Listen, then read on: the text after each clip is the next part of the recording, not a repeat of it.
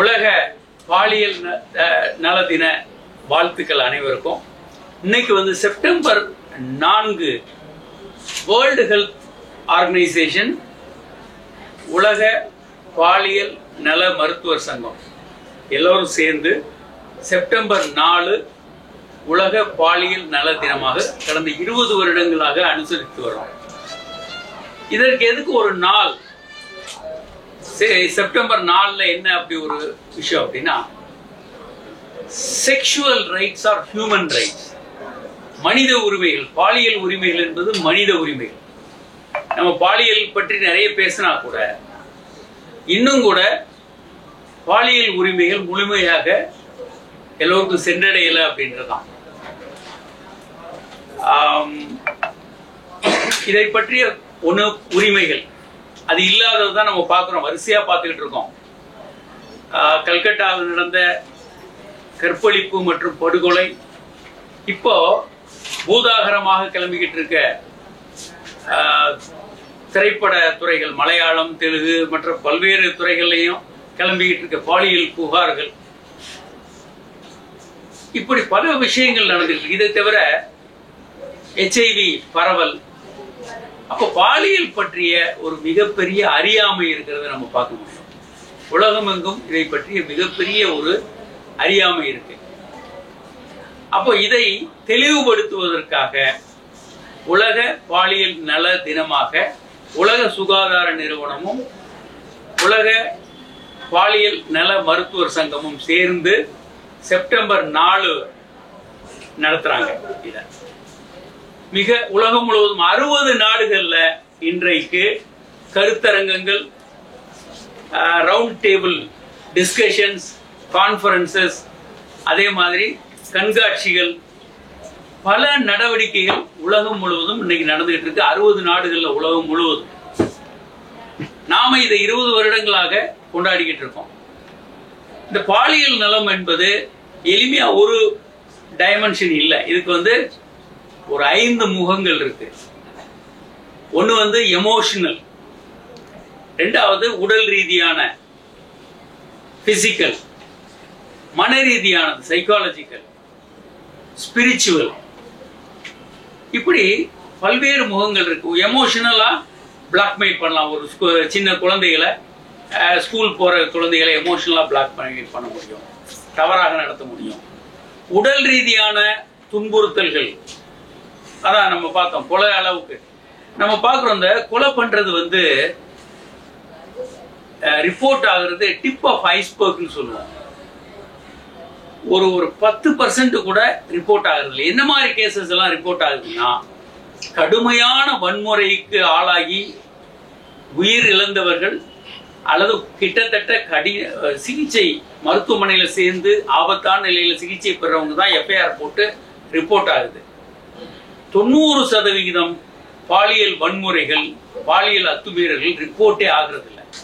ஏன் அப்படி ஆகிறது இல்லை அப்படின்னா, இவை நடத்தப்படுவது குடும்ப உறுப்பினர்களால் நடக்கலாம், பக்கத்து வீட்டு அண்டை அயலார்கள் நண்பர்களால் நடக்கலாம், யார் வேணாலும் பண்ணலாம்.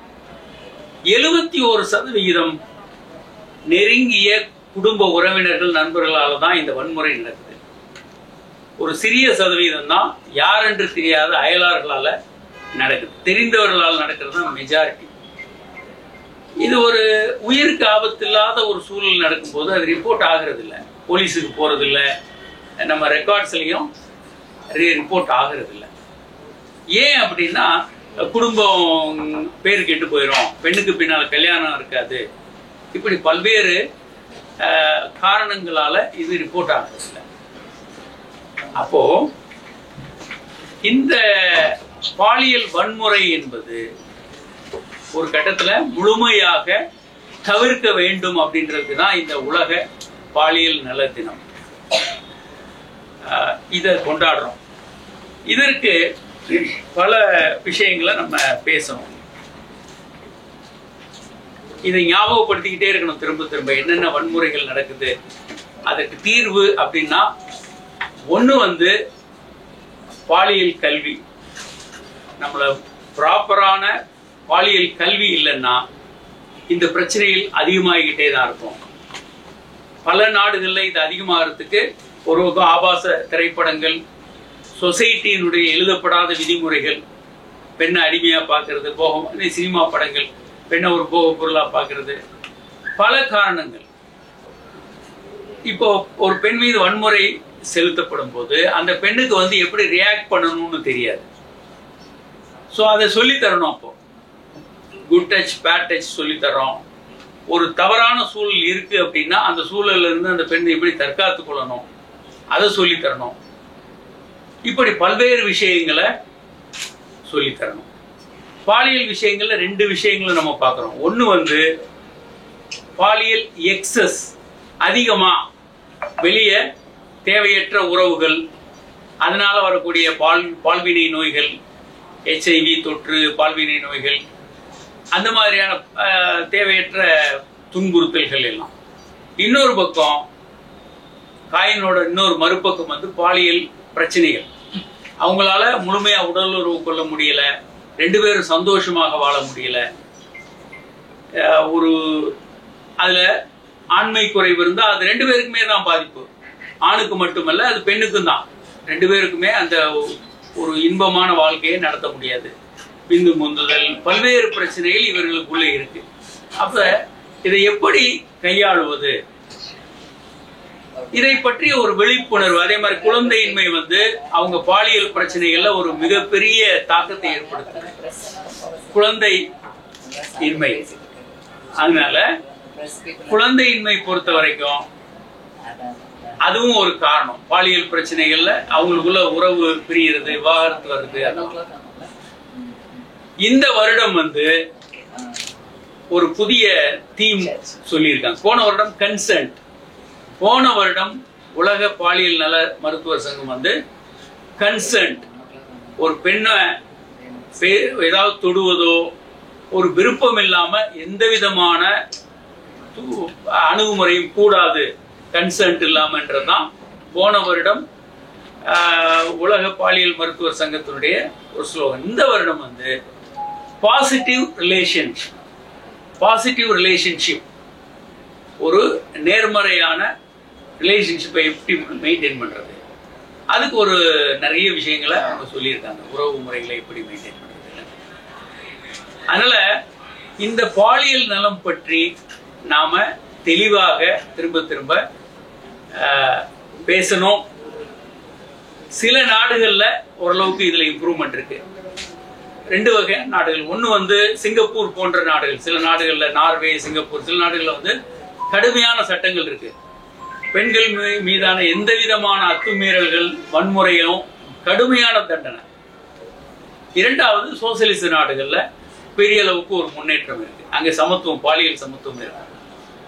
பாலியல் சமத்துவம் இல்லாத, எந்த விதமான ஒரு பாலியல் கல்வியும் இல்லாத நாடுகள்ல மிக கடுமையான பிரச்சனைகள் இருக்கு. இந்தியா போன்ற நாடுகள்ல நிறைய பார்க்கிறோம்.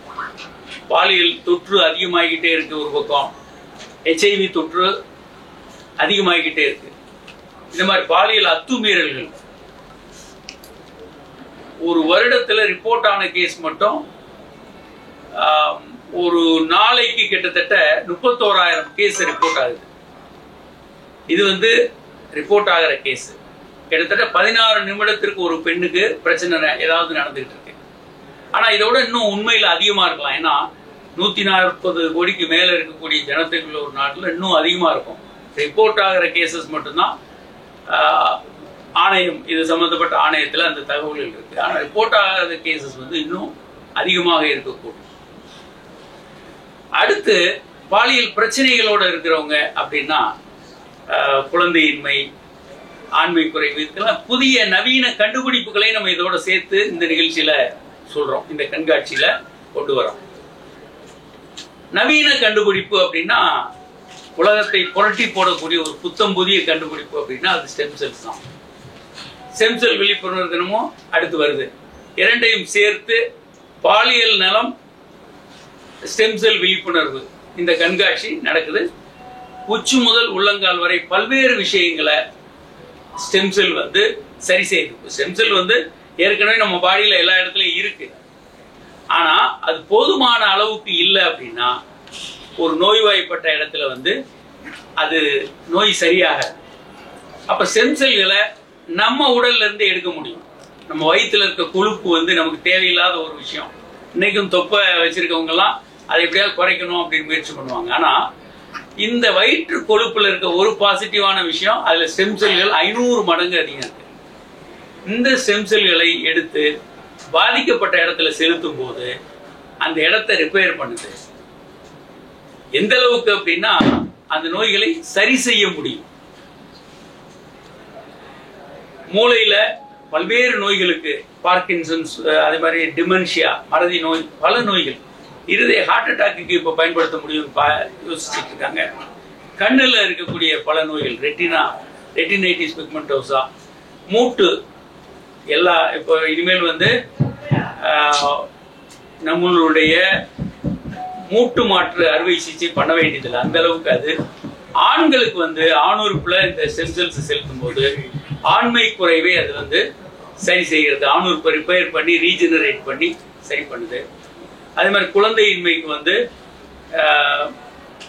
ஓவரிஸ், கருமுட்டைகளை, அதை டாக்டர்கள் பேச போறாங்க, கருமுட்டைகள் உற்பத்தி எல்லாத்தையும் இம்ப்ரூவ் பண்றதுக்கு, கர்ப்பப்பையை பலப்படுத்துறதுக்கு, விந்தணுக்கள் இல்லாதவர்களுக்கு விந்தணுக்களை உற்பத்தி பண்றதுக்கு, இப்படி பல்வேறு விஷயங்களை இந்த ஸ்டெம் செல்ஸ் செய்து அதை பற்றிய விரிவான ஒரு அற்புதமான கண்காட்சி இருக்கு. மேல 2வது மாடியில் இருக்கு, கீழேயும் இருக்கு. நீங்க எல்லாரும் அதை பார்த்து பலனடையணும். பொதுமக்களுக்கான கண்காட்சி இது. பொதுமக்களுக்கு புரிகிற மாதிரி எளிமையாக இது இந்த கண்காட்சி 5 நாட்கள் நடக்கும். இன்றையிலிருந்து 8ஆம் தேதி வரை ஞாயிற்றுக்கிழமை இரவு 8 மணி வரைக்கும் இந்த கண்காட்சி தொடரும். காலை 7 மணியிலிருந்து நைட்டு 8 மணி வரைக்கும் இலவசம். இது அனுமதி இலவசம். எல்லாரும் வந்து பார்க்கலாம், பயனடையலாம். வருபவர்களுக்கு வந்து எளிமையான பரிசோதனைகள், ஒரு 4000 ரூபாய்க்கு ஒருத்தான பரிசோதனைகள் இலவசமாக பண்ணப்படும். இலவச ஆலோசனையும் கொடுக்கறதுக்கு டாக்டர்கள் இருக்கிறாங்க, எக்ஸ்பர்ட்ஸ் இருக்கிறாங்க. டாக்டர்கள் இலவச ஆலோசனை கொடுப்பாங்க. ஸோ அனைவரும் இதில் பங்கு பெறணும். வணக்கம். பொதுவாக இந்த மருத்துவ முறைகள் கொஞ்சம் காஸ்ட்லியான மருத்துவ சிகிச்சை முறை தான், கொஞ்சம் செலவு கூடும். இப்போ சாதாரண எளிய மக்களும் பயன்படுற வகையில் அவங்களுக்கு ஏதாவது ஒரு ஏற்பாடு என்ன சம்பந்தமான விஷயம்? பொதுவாக இந்த மருத்துவ சிகிச்சை, பரிசோதனை சிகிச்சை இந்த மாதிரியானதுக்கு குழந்தையின்மைக்கான விஷயம். குழந்தையின்மைக்கான சிகிச்சை முறைகள்ல வந்து நிறைய பேருக்கு தவறான கருத்துக்கள் இருக்கு. இன்னைக்கு உலக அளவுல ஒரு 100 தம்பதியினர் குழந்தையின்மையால பாதிக்கப்பட்டாங்கன்னா 22% மட்டும்தான் நவீன சிகிச்சை முறைகள் தேவைப்படுது. இது இன்று வந்து இந்த 31 வருடமாக நாங்க வந்து இந்த சிகிச்சை முறையில ஃபர்ஸ்ட் டைம் ஒரு reproductive clinic under one roof வந்தது எங்க ஹாஸ்பிட்டல் தான். 31 வருடங்களாக நாங்க இதை பார்த்துட்டு இருக்கோம். இந்த வகையில இந்த செயற்கை கருத்தரிப்பு முறை என்பது எல்லாருக்கும் தேவையில்லை. 22% to 27% மட்டும்தான் இந்த நவீன சிகிச்சை முறைகள், IVF முறைகள் தேவை. குழந்தையின்மைக்கான காரணங்கள், பல காரணங்கள் இருக்கு. அடிப்படையான காரணம் என்ன? அந்த காரணத்துக்கான சிகிச்சை முறை கொடுக்கறது தான் சரியான விஷயம். ஏன்னா குழந்தை பேருங்கிறது இயற்கையா வருது. Pregnancy natural physiology. இந்த பிசியாலஜி நடப்பதற்கு தடையான விஷயம் என்னன்னு கண்டுபிடிச்சு அதை சரி செய்யறது தான் சிகிச்சை. இந்த சிகிச்சையில எளிய மருந்துகள் நம்ம சரிப்படுத்தலாம், எளிய மாத்திரைகளை சரிப்படுத்தலாம். தேவைப்பட்டா சில அறுவை சிகிச்சை, லேப்ரோஸ்கோபி, ஹிஸ்டோஸ்கோபி முறைகளை சரிப்படுத்தலாம். இன்னும் அதிகமா பார்த்தா எங்ககிட்ட வர்ற பேஷண்ட்ஸ்ல 25% பாலியல் பிரச்சனைகளால, செக்ஸ் பண்ண முடியாம, அன்கன்சுமேட்டட் மேரேஜ், தாம்பத்தியம் கொள்ள முடியலன்ற ஒரே காரணத்துக்காக குழந்தையின்மையினால பாதிக்கப்பட்டு 7 தடவை 8 தடவை IVF பண்ணி எங்கிட்ட வரவங்க இயற்கையில குழந்தை பேர் பெற்றிருக்காங்க. சோ எல்லாருக்கும் இந்த ட்ரீட்மெண்ட் தேவையில்லை. எளிமையான முறையில அவங்க தாம்பத்திய உறவை சரிப்படுத்தினீங்கன்னா அவங்க வந்து 2 கன்சல்டேஷன்ல சரியாகி குழந்தை பெற்றுருவாங்க. சோ அவங்களுக்கு எந்த செலவுகளுமே இல்லை. ஒரு கருக்குழாய் அடைப்பா இருந்தாலோ, இல்ல விந்தணுக்கள் உற்பத்தி திறன் குறைவா இருந்தாலோ, விந்தணுக்களே இல்லாத நிலை இருக்கிறவங்களுக்கு மட்டும்தான் நவீன சிகிச்சை முறை. இது தவிர கொஞ்சம் வயதானவர்களுக்கு நவீன சிகிச்சை முறை. அதுக்கும் ஒரு ஸ்பெஷலா வந்திருக்கிறது தான் இந்த ஸ்டெம் செல் தெரப்பி.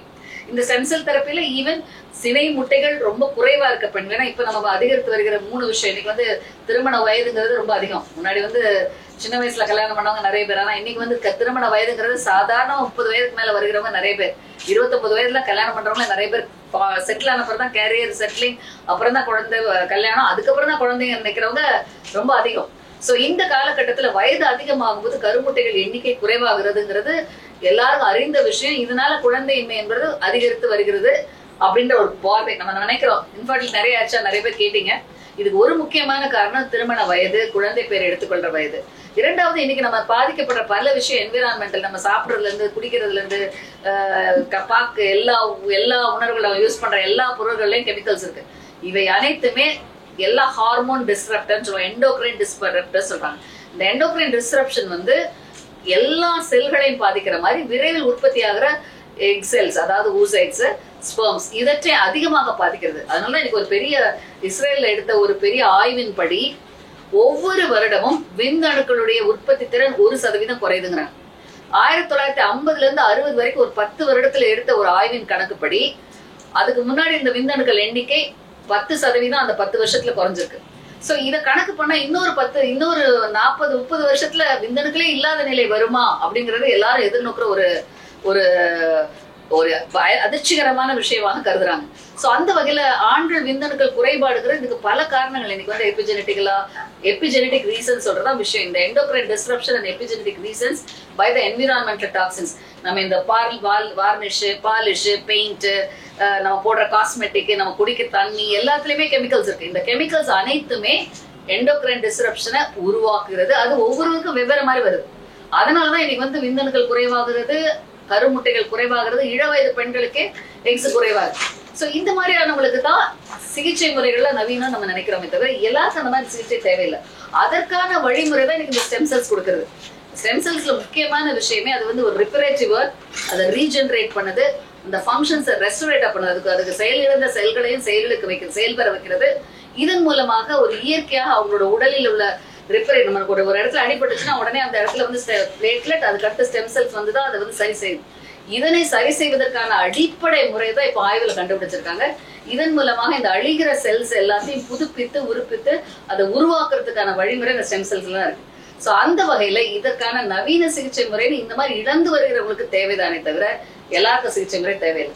எங்ககிட்ட உள்ள டேட்டால பார்த்தா பிசிஓடி 60% பேஷன்ஸ் இருக்கு. இவங்களுக்கு எல்லாம் எளிமையான மருந்துகள், மாத்திரைகள் மூலமாகவே வாழ்க்கை முறைகளை லைஃப் ஸ்டைல் சேஞ்சஸ் பண்ணாலே அவங்க வந்து இயற்கையாவே குழந்தை பேர் பெறுவாங்க.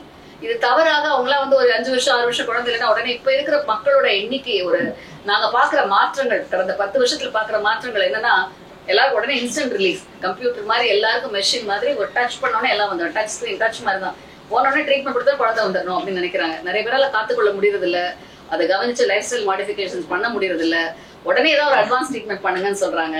இந்த மாதிரி காரணங்கள்னாலதான் பல ஐவிஎஃப் சென்டர்ஸ் இன்று உருவாகிருக்குது. ஏன்னா எல்லாருக்கும் அவங்க அதுதான் இன்ஸ்டன்ட் சொல்யூஷன் நினைக்கிறாங்க. ஒரு ஐவிஎஃப் சென்டர்னாலே செயற்கை கருத்தரிப்பு தான் அப்படின்றாங்க. இது தவறு. அவர்களுடைய அடிப்படையான காரணங்கள் என்ன, அந்த காரணத்துக்கான தீர்வு என்ன, இதை செய்யும் போது இயற்கையில குழந்தை பேரை பெற முடியும். அதுதான் நாங்க ஆகாஷில் பண்ணிட்டு இருக்கோம். சோ அந்த வகையில எல்லாருக்கும் இந்த நவீன சிகிச்சை என்பது தேவையில்லை. சில இன்சூரன்ஸ் கம்பெனிஸ் கவர் பண்றாங்க, சில பேர் கவர் பண்றது இல்ல. கவர் பண்றாங்க. அதேதான். அதாவதுங்க சில கம்பெனிஸ் வந்து அதை கவர் பண்றாங்க, சில பேர் கவர் பண்ணல. இப்ப சில கம்பெனிஸ் வந்து இன்ஃபர்டிலிட்டி நாங்க கவர் பண்றோம் அப்படின்னு புதுசா அட்வர்டைஸ் பண்ற கம்பெனிஸ் இருக்காங்க. முன்ன வயசானவங்க எல்லாம் கவர் பண்ண மாட்டாங்க, இப்ப வயதானவர்களுக்கான இன்சூரன்ஸ் வருது. மாறிக்கிட்டு இருக்கு நிலைமை மாறி. அதை வந்து ஒரு வியாதின்னு நம்ம நினைக்கிறது இல்ல. இன்ஃபர்டிலிட்டிங்கிறத வந்து வியாதின்னு நினைக்காததுனாலதான் இனி குடும்ப கட்டுப்பாடுக்கு கொடுக்கற ஒரு முக்கியத்துவம் இன்னைக்கு குழந்தை சிகிச்சைக்கான முறைகள்ல ஈவன் கவர்மெண்ட் கொடுக்கறது இல்ல. ஆனா இதுலயே இப்ப மாற்றங்கள் வந்துச்சு. இன்னைக்கு கவர்மெண்ட் ஹாஸ்பிட்டல்ஸ்ல செயற்கை கருத்தரிப்பு முறைகள்லாம் நம்ம கவர்மெண்ட்ல மினிஸ்ட்ரியே ஸ்டார்ட் பண்ணிருக்காங்க. அது ஒரு நல்ல நிகழ்வு. சோ இந்த வகையில இதை வந்து ஒரு வியாதின்னு பண்ணும்போதுதான் இன்சூரன்ஸ் கவர் பண்ணுவாங்க. வியாதின்னு கவர் பண்ணணும், அவனுக்கு வந்து இதுக்கு ஒரு சொல்யூஷன் இருக்கு அப்படின்னா தான் கொடுக்குறாங்க. இன்னைக்கு உலக அளவுல பாத்தீங்கன்னா வெளிநாடுல வந்து ஐவிஎஃப்கான 5 முறை இன்சூரன்ஸ் கொடுக்குறான். ஈவன் கார்டியாக் ஸ்டென்டிங் கூட ஒரு தடவை தான் கொடுக்குறான் வெஸ்டர்ன் கண்ட்ரீஸ்ல. பட் ஐவிஎஃப்க்கு மட்டும் 5 முறை கொடுக்குறான். பிகாஸ் அவனுக்கு தெரியும் அடுத்தடுத்து பண்ணாதான் சக்சஸ் வரும். ஆனா நம்ம நாட்டுல அவ்வளவு இன்சூரன்ஸ் கொடுக்க முடியாதுன்ற காரணத்தினால நிறைய நேரம் கொடுக்கறது இல்ல. பட் பல பிரைவேட் கன்சர்ன்ஸ் அவங்களுக்கு இந்த மாதிரி ஐவிஎஃப் ட்ரீட்மெண்ட்டுக்கு கொடுக்குறாங்க. ஏன்னா அவங்களோட ஒர்க்கர்ஸ்க்கு வந்து அது ஒரு பெனிஃபிட்டா நினைக்கிறாங்க. சோ இனி ஒரு காலத்துல கண்டிப்பாக இது மாறுபட்டு வரும். ஏன்னா நாங்களே நிறைய விதத்துல ரெப்ரசென்ட் பண்ணிருக்கிறோம். ஏன்னா இதே நீங்க வந்து நோயா கருதுங்க, இவங்க உடல் அளவுல, மனதளவுல, சோசியல் அளவுல மற்ற வியாதியை விட ரொம்ப அதிகமாக பாதிக்கப்படுறாங்க. சோ இவங்களுக்கு கண்டிப்பாக இன்சூரன்ஸ் கொடுக்கணும் அப்படின்றத கொடுக்குறோம். ஈவன் நீங்க ஆகாஷ் குழந்தை சிகிச்சை மையத்துல எங்களோட 25 வருஷம் இதோட ஒரு இதுவா வந்து ஆகாஷ் அவங்களுக்கு ஒரு பெனிஃபிட்ஸ் கொடுக்குறோம். அவங்களுக்கு வந்து இன்சூரன்ஸ் வந்து இன்ட்ரெஸ்ட் ஃப்ரீ இன்சூரன்ஸ் அரேஞ்ச் நாங்கள் அதை வந்து டை அப் பண்ணி HDFCயோட கொடுக்குறோம். இதன் மூலமாக அவங்களுக்கு வந்து இந்த சிகிச்சை முறைகளில் இன்சூரன்ஸ் கவர் ஆகாதவங்களுக்குள்ள இந்த மாதிரி லோன் ஃபெசிலிட்டிஸ் கொடுத்து வட்டி இல்லாத லோன் ஃபெசிலிட்டிஸ் கொடுக்குறோம். இதன் மூலமாக இல்லாதவங்க கூட இந்த ட்ரீட்மெண்ட்டை எடுத்துக்கொள்ள முடியும். எக்ஸிபிஷன் மூலமா பப்ளிக் என்ன சொல்ல வரீங்க சார்? ஒரு விழிப்புணர்வு தான்.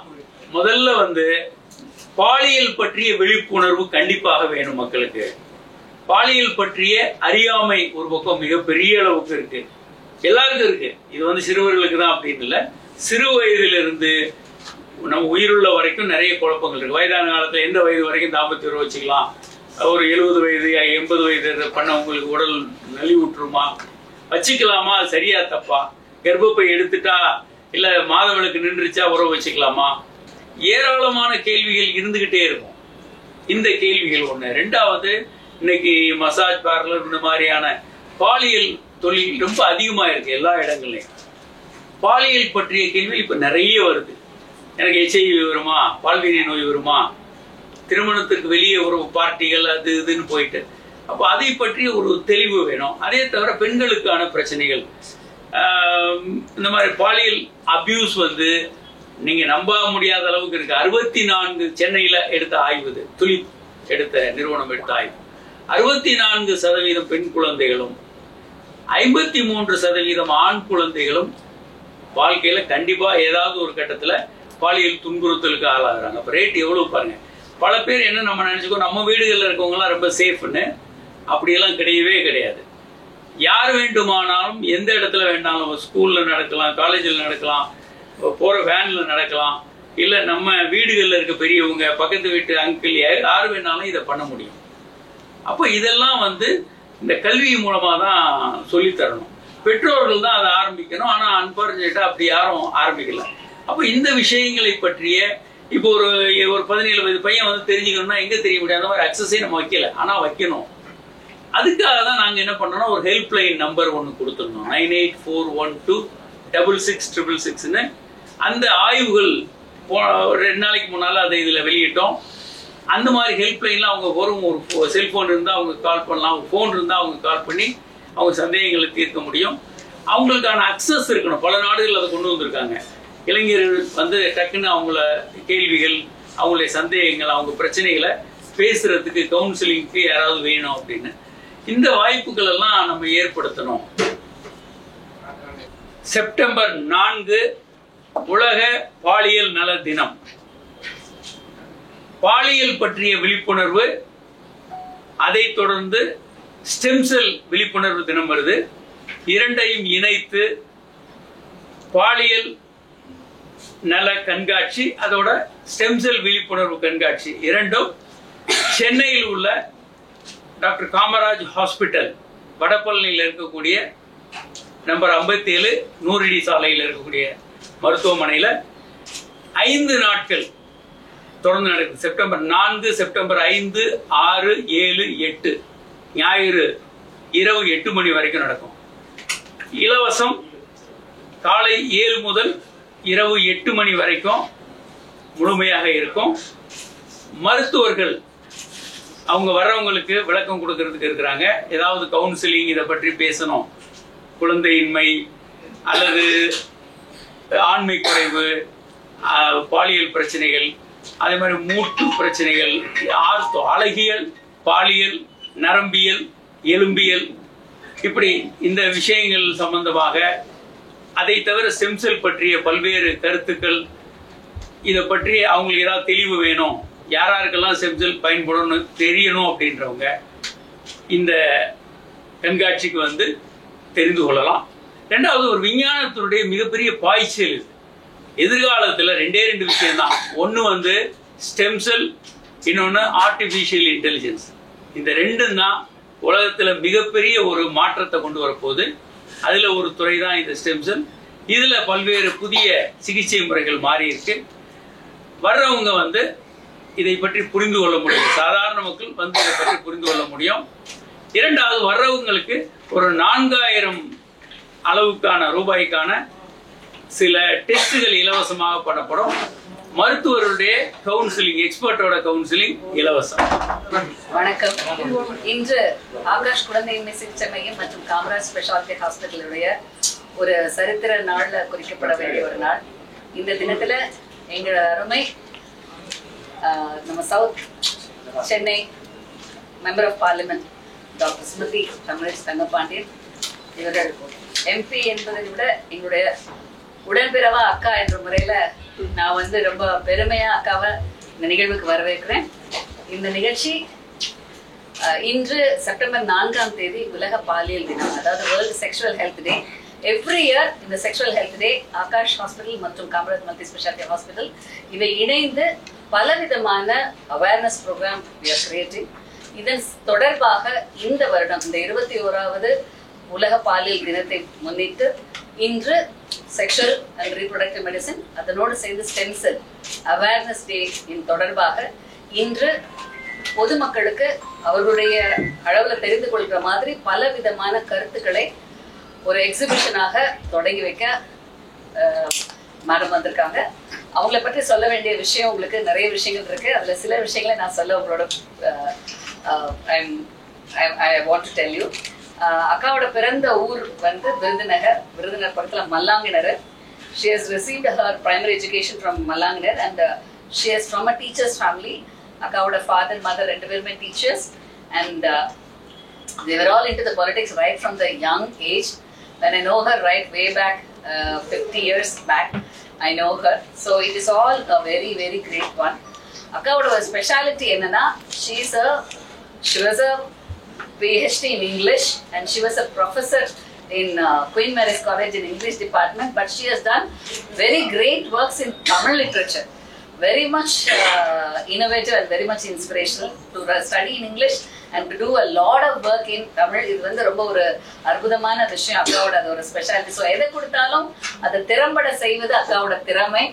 அதற்கு வந்து நான் சொல்ல வேண்டிய விளக்கமேல இன்று என்ன பண்ற 2வது வருடத்துல சவுத் சென்னையோட எம்பியா இருக்கிறதுல எங்களுக்கு ரொம்ப ரொம்ப பெருமை. நிறைய விஷயங்கள் செஞ்சிருக்காங்க. அவர்கள் இந்த நிகழ்வுக்கு வந்தது எங்களுக்கு கிடைத்த பெரிய ஒரு சந்தோஷமான நிகழ்வு. and we really be grateful to you Akka, and we welcome you on behalf of Akash and Kamaraj and the hospital and all the staffs here. Akka, okay. May I request you to give your words of wisdom? Can you go on the base now? Yeah. Easy ஆ இருக்கும். 11 மணிக்கு தொடங்க வேண்டிய ஒரு நிகழ்வு என்னுடைய தாமதத்தினால் இன்றைய தினம் மாண்புமிகு இளைஞர் நலன் அமைச்சர் அவர்கள் சென்னை மாநகராட்சியிலே மழையை எதிர்கொள்வதற்கான பணிகளுடைய மீளாய்வு கூட்டம் ரெவியூ மீட்டிங் ஏற்பாடு செய்திருந்ததால் அங்கே சென்று விட்டு இங்கு வருவதற்கு தாமதமாகிறது. உங்கள் அனைவரிடமும் அதற்கான மன்னிப்பை கேட்டுக்கொள்கிறேன்.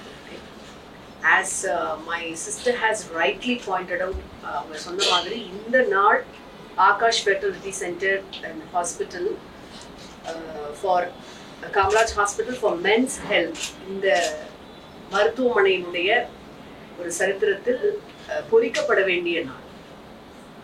ஏனென்றால் தங்கை சொன்னதை போல எது மருத்துவத்துறையிலே முதலில் நிகழ்ந்தாலும் எந்த முக்கியமான கண்டுபிடிப்பு என்றாலும் அதை தன்னுடைய மருத்துவமனையில் டாக்டர் ஜெயராணி ஆகட்டும், டாக்டர் காமராஜ் ஆகட்டும், நிவேதா ஆகட்டும் முதலில் கொண்டு வர வேண்டும் என்பதில் முனைப்போடு இருக்கிறார்கள்.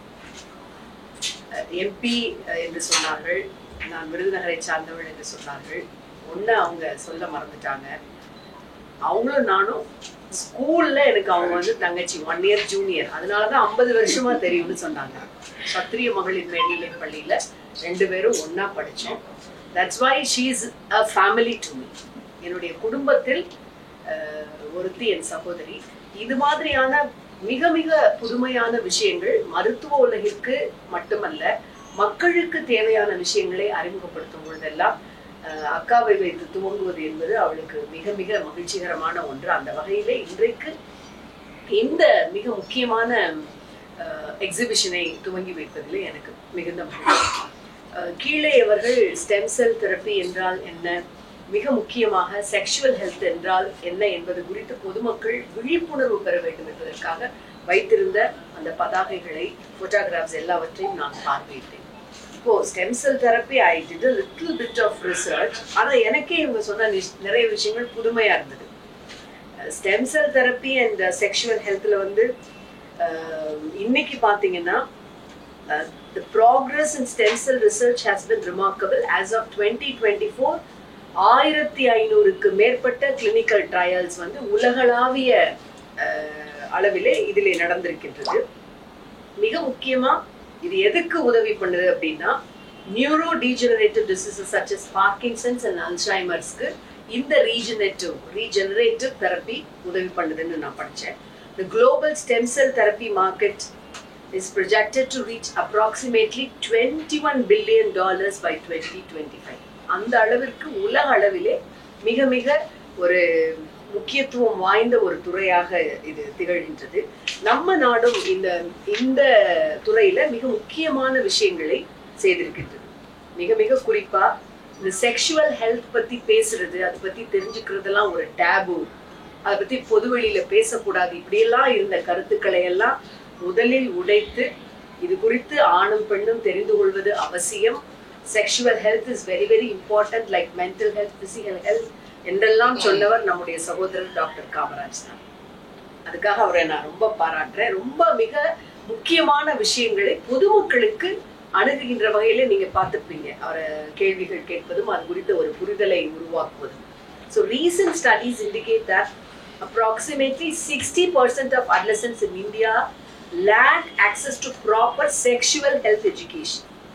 அப்போ இந்த மருத்துவமனை இவர்கள் இருவரும் செய்கின்ற சேவை எவ்வளவு முக்கியமானதுன்னு உங்களுக்கு தெரியும்.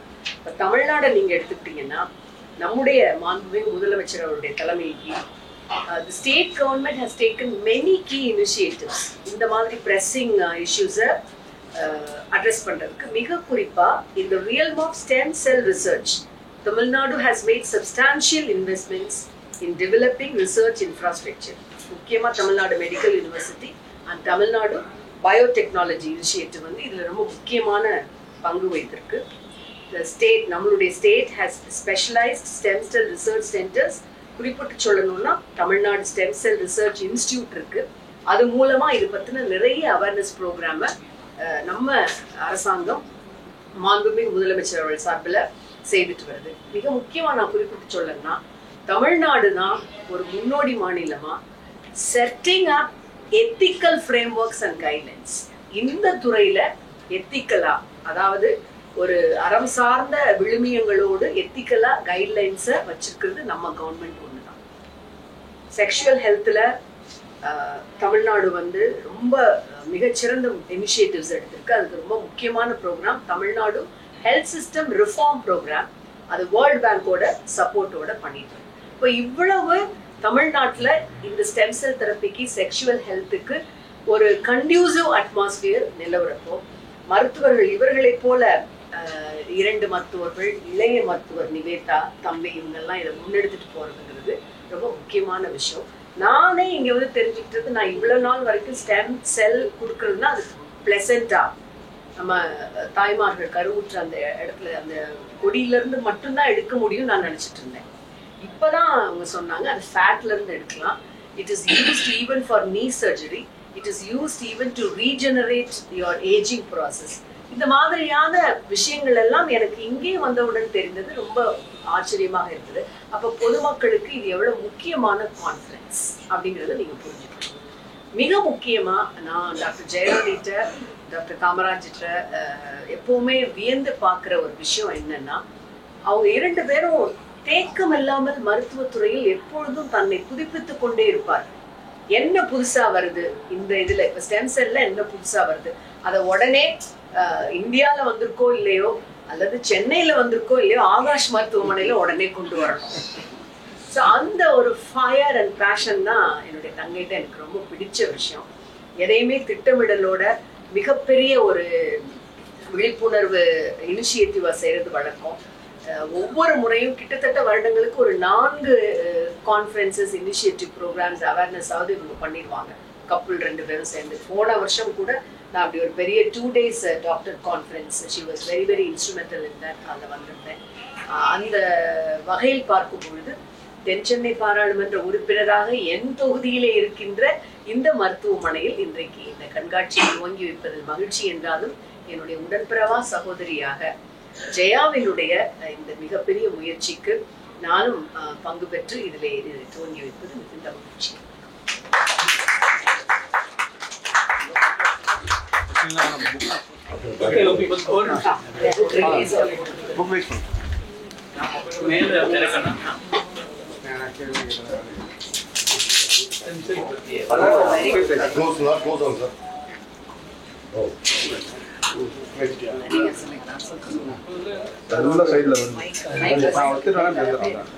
ஓகேவா?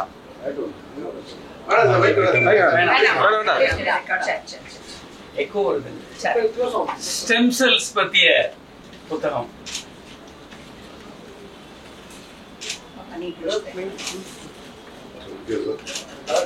வெயிட் பண்ணிருக்கோம்.